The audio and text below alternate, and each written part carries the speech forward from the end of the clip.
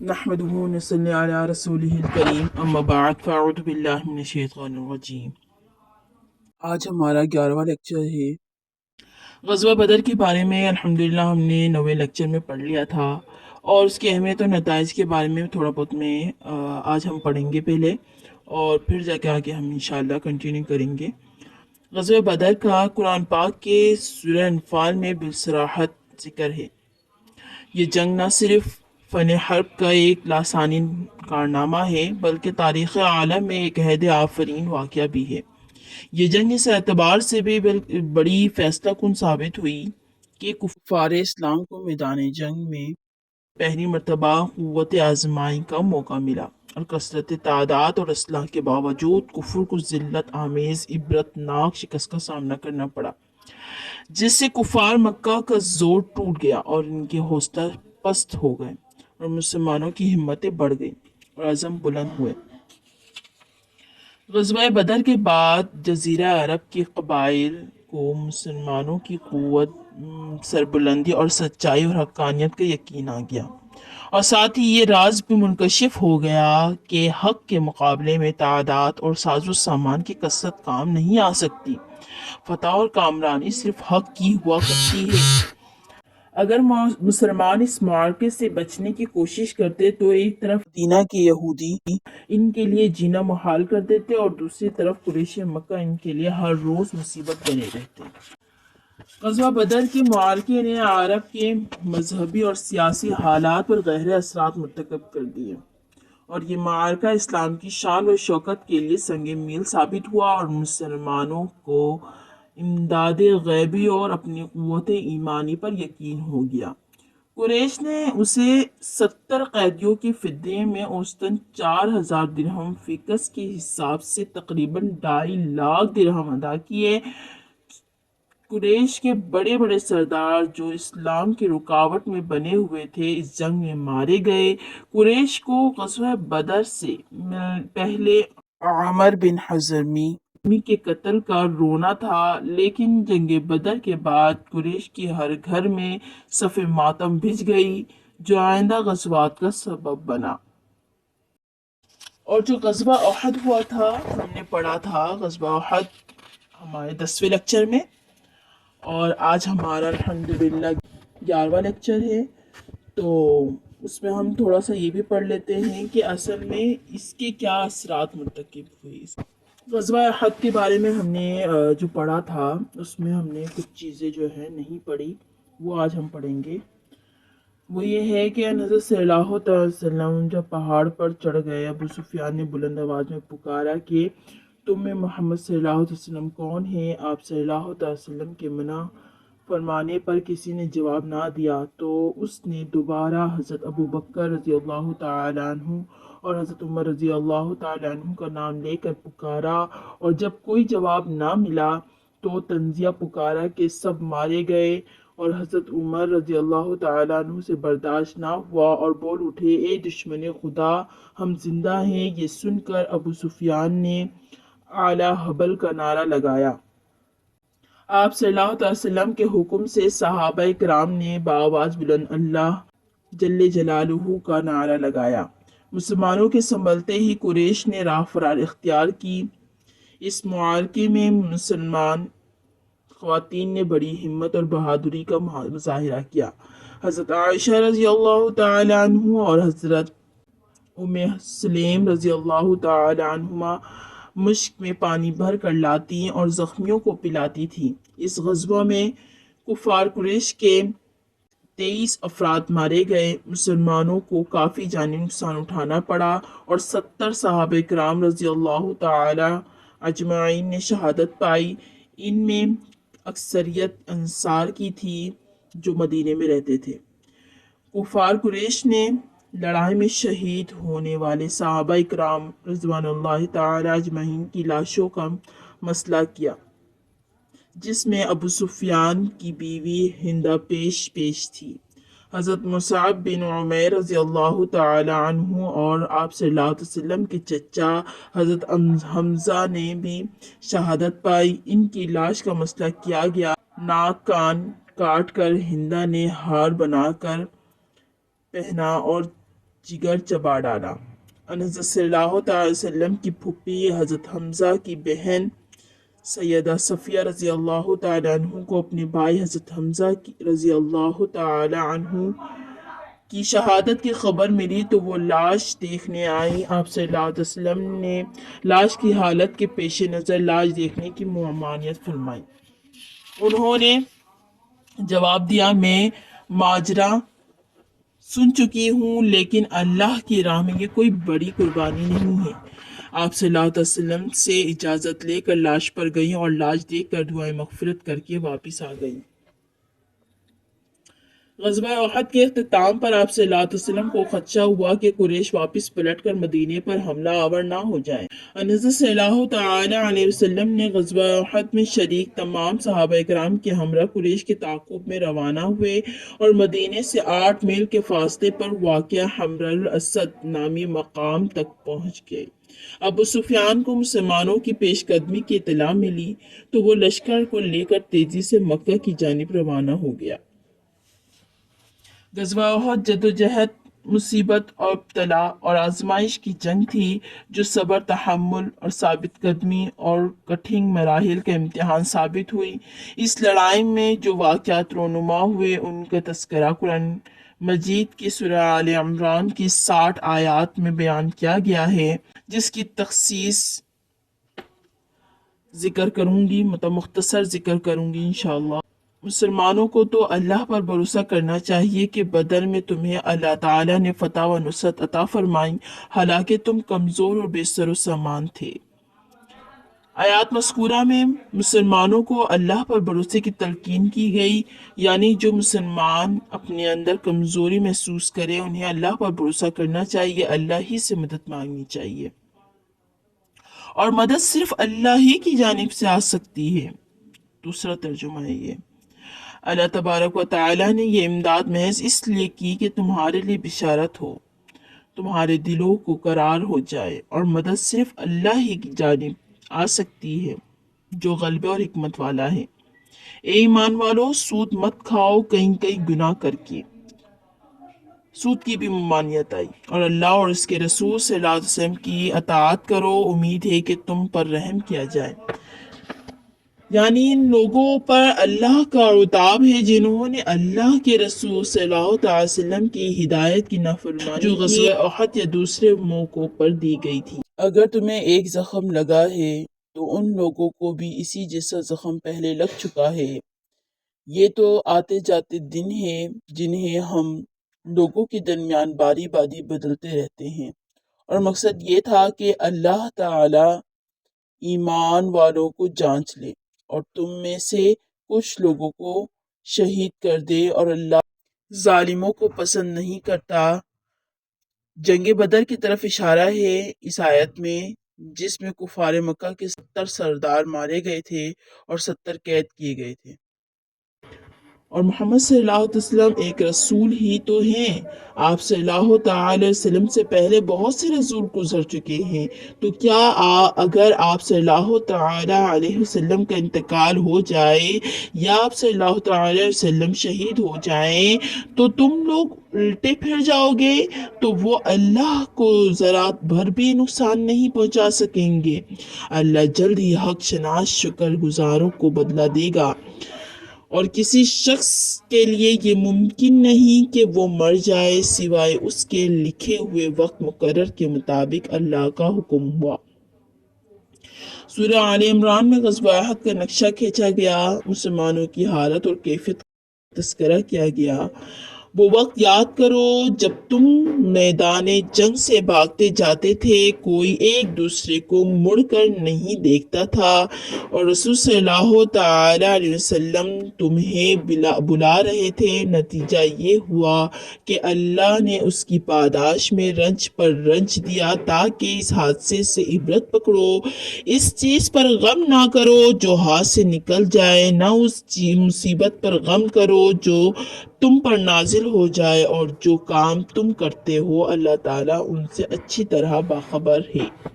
غزوہ احد کے معرکہ فریقین کے لیے فیصلہ کن ثابت نہ ہوا، جو کسی بھی فریقین کی فتح سے موسوم ہوتا۔ حالانکہ یہ موقع پر تیر اندازی کی غلطی کے باعث مسلمانوں کو جانی نقصان اٹھانا پڑا۔ مسلمانوں نے میدان نہیں چھوڑا، قریش مکہ کا حمر الاسد تک تعاقب کیا۔ اگر گھاٹی پر متعین دستہ اپنی جگہ نہ چھوڑتا تو شاید اس معرکے میں قریش کی قسمت کا فیصلہ ہو جاتا، لیکن اس لڑائی میں مسلمانوں کا عزم اور ایمان مضبوط ہو گیا۔ غزوہ احد کے بعد ان حضرت صلی اللہ علیہ وسلم غور و فکر کے بعد اس نتیجے پر پہنچے کہ مدینہ اس کے باہر والے قبائل جو پہلے سے ہمارے متی تھے وہ غزوہ احد کے سانے سے متاثر ہو کر ہمارے خلاف سازش میں مصروف نہ ہو جائیں، یعنی کہ جو یہودی لوگ تھے۔ اس پیش بندی کے مد نظر رکھتے ہوئے رسول صلی اللہ علیہ وسلم مدینہ اور بیرون قبائل کی جانب متوجہ ہوئے تاکہ مسلمانوں کی سطوت و عظمت بحال رکھے تدبیر میں کمی نہ آئے۔ اور اسی کے پیش نظر جیسے کہ میں نے 10ویں لیکچر میں بتا چکی ہوں، رسول صلی اللہ علیہ وسلم نے ایک دستہ اہل نجد کی طرف بھیجا تھا، اور جہاں پر بہت سارے لوگوں نے مل کر ان کو شہید کر دیا۔ 4 ہجری میں قریش مکہ کے قبیلے بنی اسد کے سرداروں طلحہ، خویلد اور سلمہ بن خویلد نے اپنے قبیلے جوفیت کے کوہستانی علاقہ قطن میں آباد تھا مدینے پر حملہ کرنے کے لیے آمادہ کیا، کیونکہ بنو اسد یہ سمجھ رہے تھے کہ مسلمانوں کی غزوہ احد میں ہزیمت کے بعد ان میں مقابلے کی تاب نہ ہوگی۔ ان حضرت صلی اللہ تعالی علیہ وسلم کو جب بنو اسد کے مدینے پر حملے کی اطلاع ملی تو آپ صلی اللہ تعالی وسلم نے محرم 4 ہجری میں ابی سلمہ مخزومی رضی اللہ تعالی عنہ کو 150 مسلمانوں کے ہمراہ بنی اسد کی جانب روانہ کیا۔ ان میں ابو عبیدہ جراح رضی اللہ تعالی عنہ، سعد بن ابی وقاص رضی اللہ تعالی عنہ اور اسید بن حضیر رضی اللہ تعالی عنہ بھی شامل تھے۔ ان حضرت صلی اللہ علیہ وسلم نے یہ ہدایت فرمائی کہ رات میں سفر کرنا اور دن میں کسی جگہ میں چھپ جانا، عام جو جگہ ہے جانے کی یعنی شاہراہ اس سے ہٹ کر چلنا تاکہ کوئی بھی تمہیں دیکھ نہ سکے، راہ گزر بھی تمہیں دیکھ نہ سکے، دشمن پر اچانک حملہ کرنا۔ مسلمانوں نے بنی اسد پر حملہ کیا، وہ اس اچانک حملے کی تاب نہ لا سکے اور راہ فرار اختیار کی اور بنی اسد کو ہزیمت اٹھانا پڑی، اور ابو سلمہ رضی اللہ تعالی عنہ مال غنیمت لے کر کامیاب واپس آئے۔ اب یہ ایک سریہ دیا تھا حضور صلی اللہ علیہ وسلم نے ابی سلمہ مخزومی رحمۃ اللہ علیہ کو، اب دوسرا سریہ بھی دیا۔ اسی سال یہ سریہ ہوا عبداللہ بن انیس رضی اللہ تعالیٰ عنہ کو دیا۔ ان حضرت صلی اللہ علیہ وسلم کو خالد بن سفیان حضلی کی مدینہ پر حملے کی تیاری کی خبر ملی، وہ کوہستان عرنا کا رئیس تھا۔ آپ صلی اللہ علیہ وسلم نے محرم 4 ہجری میں عبداللہ بن انیس رضی اللہ تعالی عنہ کو اس کی سرکوبی کے لیے بھیجا، وہ خالد بن سفیان کے پاس پہنچے اور موقع پا کر اس کا خاتمہ کر دیا۔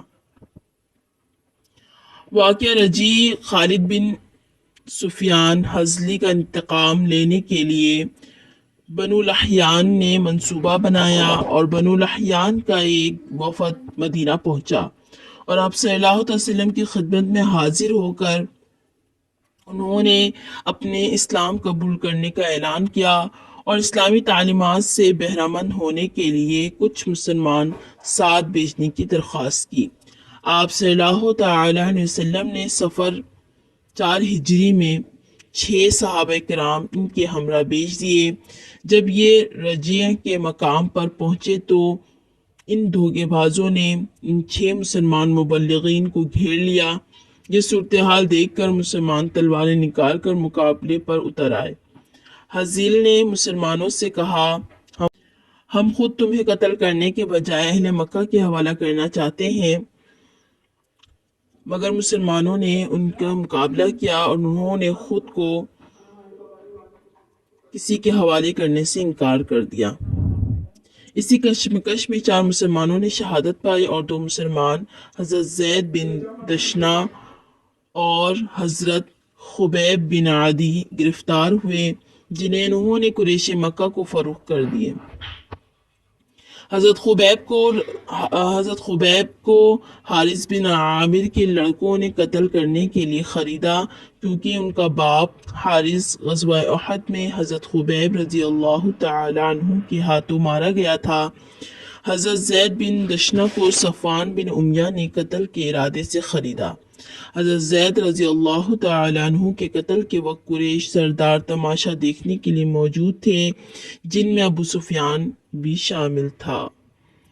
ان دونوں صحابہ کرام کو قریش مکہ نے سخت اذیتیں دی اور سخت اذیتیں دینے کے بعد شہید کر دیا۔ یہ واقعہ مسلمانوں کے لیے بے حد صدمے کا باعث بنا۔ باعث حیرت ہے کہ مسلمانوں کے ہاتھوں غزوہ بدر کے 2 جنگی قیدیوں کے قتل پر مشرکین کے واویلا نے زمین اور آسمان ایک کر دیے، لیکن اہل مکہ کے ہاتھوں حضرت زید بن دشنا رضی اللہ تعالی عنہ اور حضرت خبیب رضی اللہ تعالی عنہ، جو جنگی قیدی بھی نہ تھے، جنہیں دھوکے سے گرفتار کر کے قتل کر دیا گیا، ان کی اس طرح قتل کیے جانے پر انصاف پسند قلم کو حرکت تک نہ ہوئی۔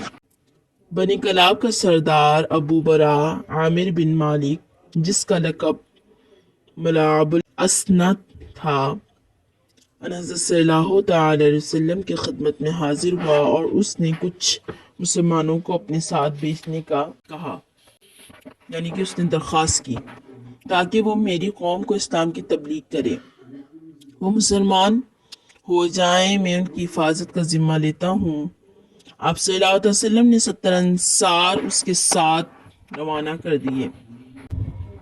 اس قافلے نے بئر معونہ کے مقام پر قیام کیا اور ایک صحابی حرام بن ملحان کو حضرت صلی اللہ تعالی علیہ وسلم کا خط دے کر عامر بن طفیل کلابی کے پاس بھیجا، جو بنی کلاب کا رئیس تھا۔ اس نے حرام بن ملحان رضی اللہ تعالی عنہ کو قتل کر دیا اور ایک بڑا لشکر لے کر مسلمانوں پر حملہ کر کے 70 قاری شہید کر دیے، اور صرف حضرت عامر بن امیہ زمری کو گرفتار کر لیا، لیکن انہیں یہ کہہ کر کہ میری ماں نے ایک غلام آزاد کرنے کی منت مانگی تھی، میں تجھ کو آزاد کرتا ہوں۔ حضرت صلی اللہ تعالی علیہ وسلم کو اس واقعے کی جب خبر ملی تو اس قدر صدمہ ہوا کہ تمام عمر کبھی نہیں بلایا اور پورے مہینے نماز فجر میں ظالموں کے لیے بدعا کی۔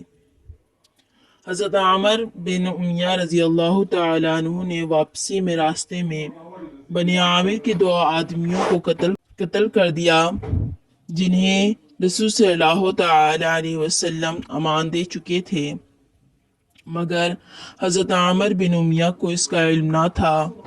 آپ صلی اللہ تعالی علیہ وسلم کو جب یہ خبر ملی تو اس پر ناراضگی کا اظہار فرمایا اور دونوں مقتولوں کے خون بہا ادا کرنے کا اعلان فرمایا۔ حضرت صلی اللہ تعالی علیہ وسلم بنی عامر کے مقتولین کے خون بہا کی ادائیگی کے سلسلے میں بنی نذیر کے ہاں تشریف لے گئے، جو بنی عامر کے حلیف تھے۔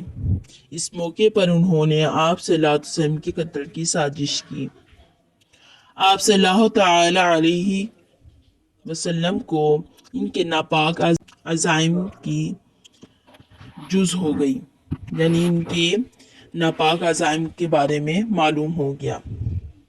آپ صلی اللہ تعالی علیہ وسلم فوراً مدینہ واپس آ گئے اور آپ صلی اللہ تعالی علیہ وسلم نے ربیع اول 4 ہجری میں بنی نذیر کا محاصرہ کیا اور بنی نذیر کا مدینے سے اخراج کر دیا گیا، اور اس کی تفصیل انشاءاللہ آگے بھی ہم پڑھتے رہیں گے۔ غزوہ احد کے موقع پر واپس جاتے ہوئے ابو سفیان نے کہا تھا، بدر کا انتقام تو لے گیا ہے، آئندہ سال پھر بدر کے مقام پر مقابلہ ہوگا، ایک سال ختم ہونے لگا تو آپ صلی اللہ تعالی علیہ وسلم کو ابو سفیان کا قول یاد آیا جو اس نے گزشتہ سال احد سے لوٹتے ہوئے بآواز بلند دہرایا تھا۔ ذوالقعدہ 4 ہجری میں ان حضرت صلی اللہ تعالی علیہ وسلم مسلمانوں کے ہمراہ احد پہنچے۔ ابو سفیان 2000 سے زائد جمعیت لے کر مکہ سے روانہ ہوا اور 2 روز کی مسافت طے کر کے ٹھہر گیا اور یہ کہہ کر واپسی اختیار کی کہ خوشحالی کے سال جنگ کی جا سکتی ہے۔ اس مرتبہ خوش سالی کا دورہ ہے۔ ان حضرت صلی اللہ تعالی وسلم 8 روز تک مسلمانوں کے ساتھ بدر میں تشریف فرما رہے۔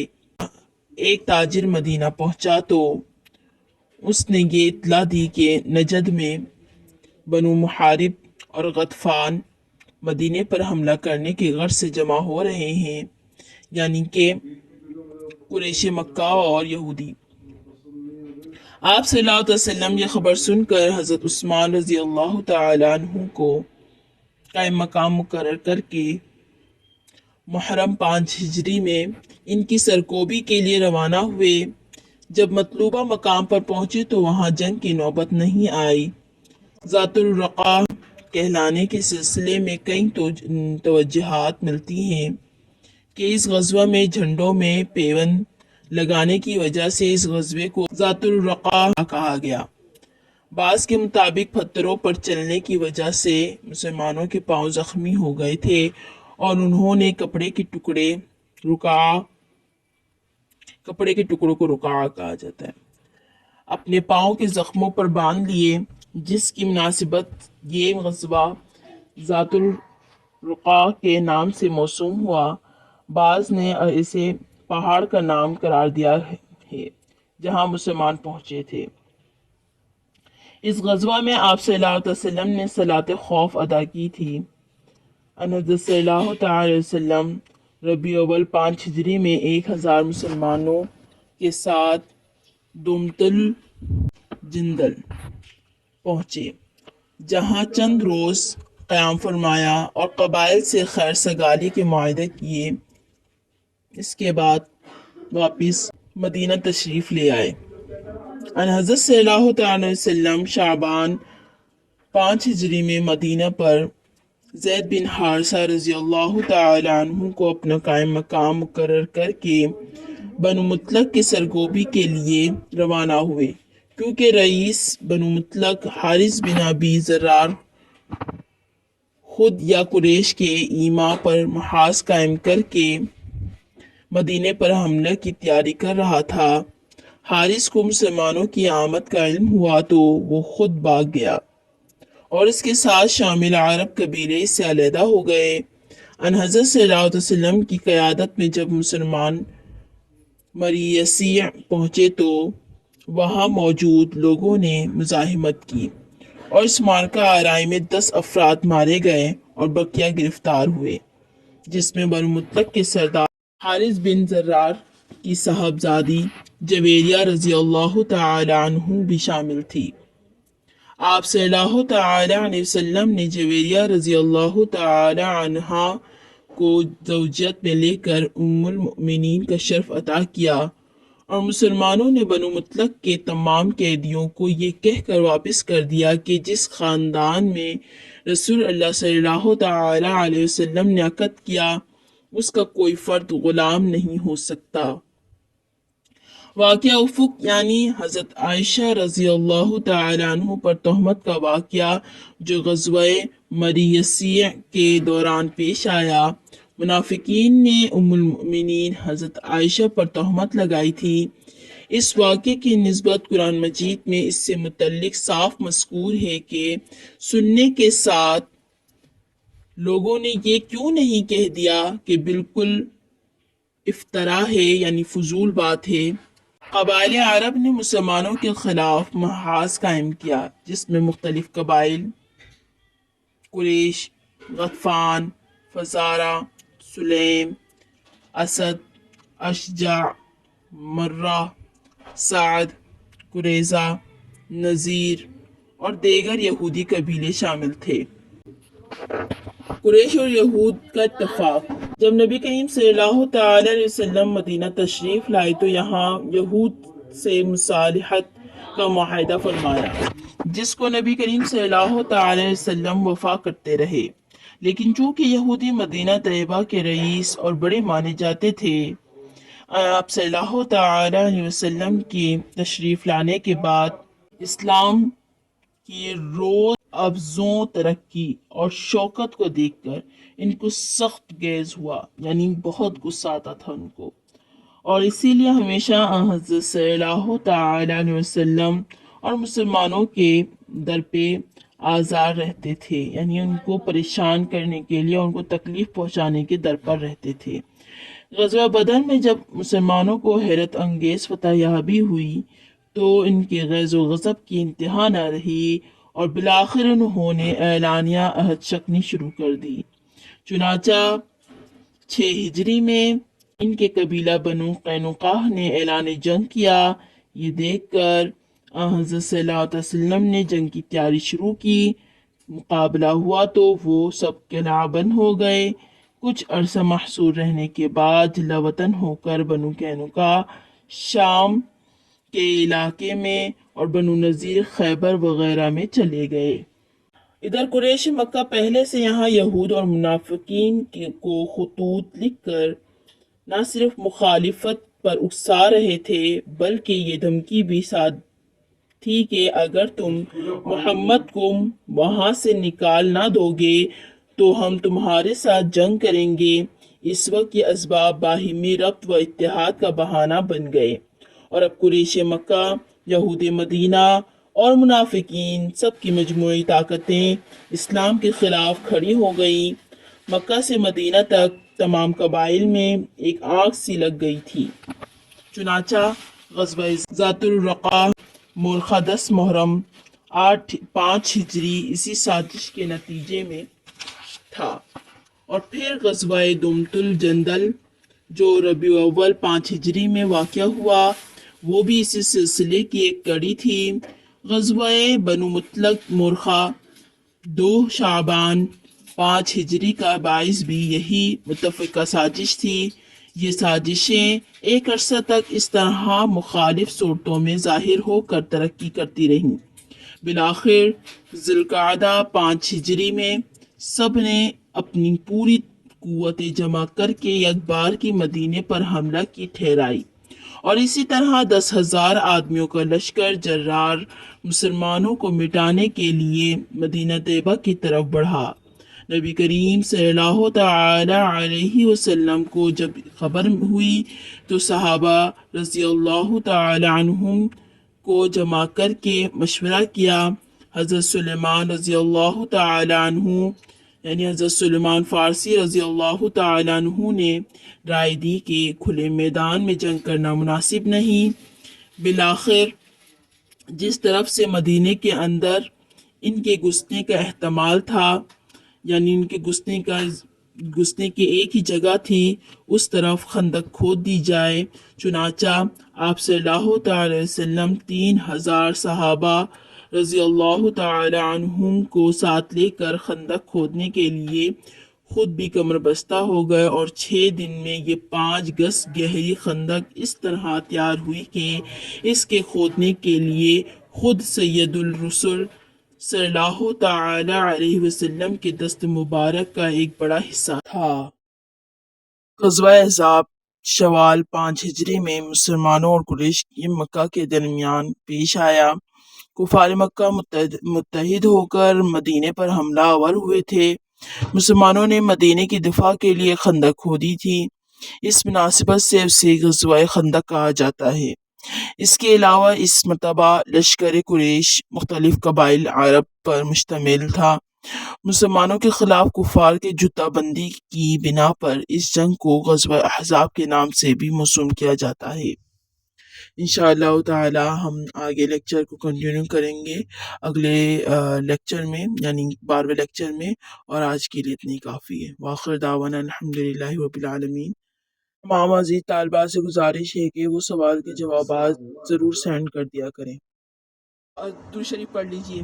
اللهم صل على محمد وعلى آل محمد كما صليت على إبراهيم وعلى آل إبراهيم إنك حميد مجيد. اللهم بارك على محمد وعلى آل محمد كما باركت على إبراهيم وعلى آل إبراهيم إنك حميد مجيد. دعا کے لیے ہاتھ اٹھا لیجئے. یا اللہ یا اول الاولین ویا آخر الآخرین ویا ذا القوة المتین ویا راحم المساکین ویا ارحم الراحمین. اے اللہ جتنی خیر تیرے علم میں ہیں وہ ساری خیریں ہمارے لیے نصیب فرما. اے اللہ جتنے شرور تیرے علم میں ہیں ان تمام شرور سے ہماری حفاظت فرما. اے اللہ تو ہمیں اپنے علم میں سے علم اور اپنے حلم میں سے حلم نصیب فرما. اے اللہ تو ہمیں کلمے والی زندگی اور کلمے والی موت نصیب فرما. اے اللہ تو ہمیں مانگنے کی توفیق عطا فرما. اے اللہ تو ہمیں اپنے شوق میں اور اپنے خوف سے رونے کی نعمت نصیب فرما. اے اللہ ہمیں مانگنا نہیں آتا تو ہمیں بن مانگے عطا فرما. اے اللہ تو ہمیں عافیت عطا فرما. اے اللہ تو ہمارا مقدر بہترین بنا دے. اے اللہ تو سارے عالم کے تمام مسلمانوں کے لیے ہدایت کا فیصلہ فرما دے. اے اللہ تو ہمیں حضور صلی اللہ علیہ وسلم کی پکی اتباع نصیب فرما. اے اللہ تو ہمیں حضور صلی اللہ علیہ وسلم والا غم فکر کرن نصیب فرما. اے اللہ تو ہمیں اپنے محبوب صلی اللہ علیہ وسلم کی ایک ایک سنت کو زندہ کرنے والا بنا اور جو پڑھا ہے اس پر عمل کرنے والا بنا. اے اللہ تو ہمیں جس مقصد کے لیے دنیا میں بھیجا ہے اس مقصد کے لیے پوری امت مسلمہ کو قبول فرما. اے اللہ ہمارے کبیرہ صغیرہ گناہوں کو معاف فرما. اے اللہ گناہوں کی نحوست کو زائل فرما. اے اللہ اپنی ذات عالی کا کامل یقین نصیب فرما. یا اللہ ہمیں نماز پنجگانہ باجماعت پڑھنے کی توفیق عطا فرما. اے اللہ تو ہمیں اخلاص نصیب فرما. اے اللہ ہمیں تقوی نصیب فرما. اے اللہ ہمیں کلمے کی حقیقت نصیب فرما. تو ہمیں دنیا کی بے رغبتی اور آخرت کے شوق نصیب فرما.